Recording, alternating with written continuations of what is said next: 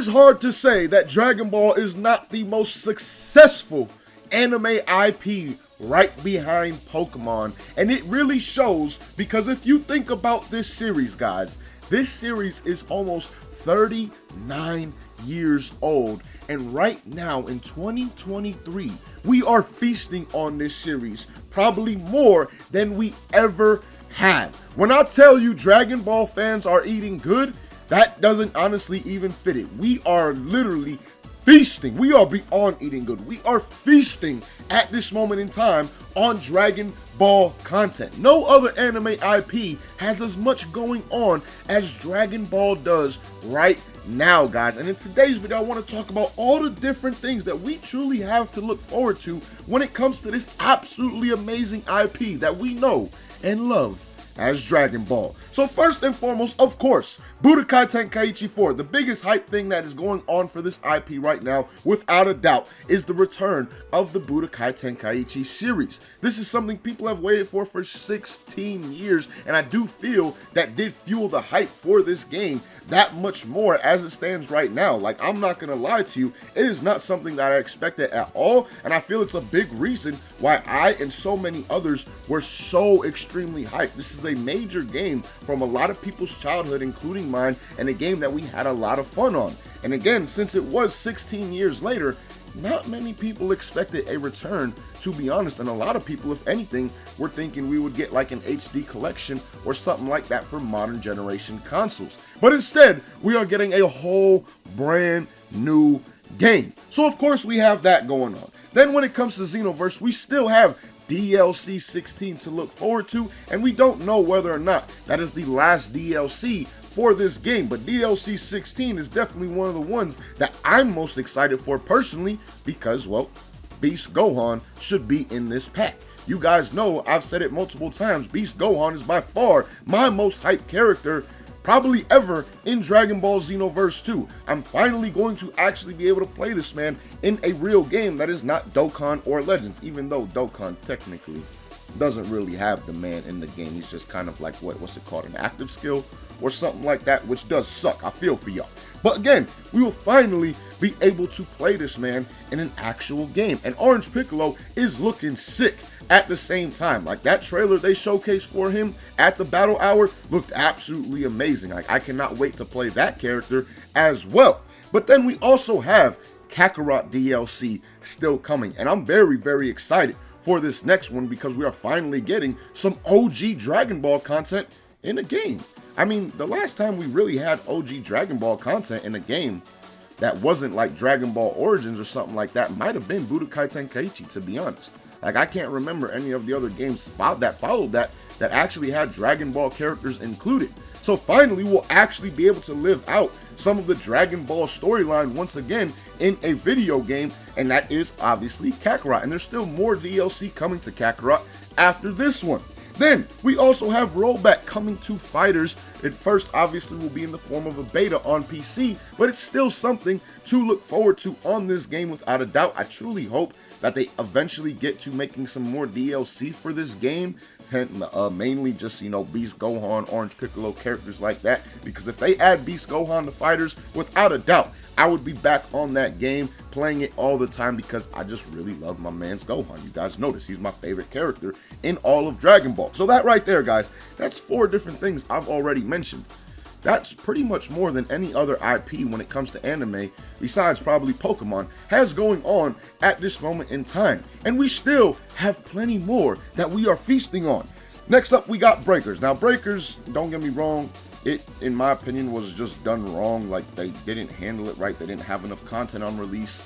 And to me, in my opinion, they still don't have that much content. But Season 2 definitely was a nice addition, even though they did take away the ability to basically play with friends and have one of your friends be the raider, which did suck for a lot of people, including myself, and it's why I've personally stopped playing the game. But it is still something that is getting content for those who actually do play it. Believe it or not, there are still people who play this game. So Breakers is another thing that we are feasting on when it comes to Dragon Ball. Dokkan and Legends, I'm going to consider them to be like one thing right now at this moment in time, since they're both mobile games, but it's something that obviously we are still getting content for all the time till this day, and they're obviously very, very popular games that a lot of people do play as well. So just think about that, guys. That's technically 7 different things. Even though I have Dokkan and Legends listed by each other, that's technically 7 different things going on for Dragon Ball at this moment in time.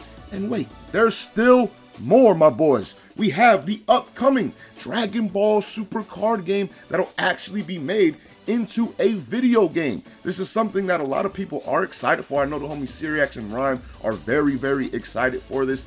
I have some excitement for it because I do like games like this, but at the same time, I really got to see how the game plays. There is a closed beta. I believe that will be going on the 25th and 26th. So I'm going to try my best to get in that, see how the game plays, all things like that. But that's just another thing that we have going on for Dragon Ball. And then finally, of course, the manga.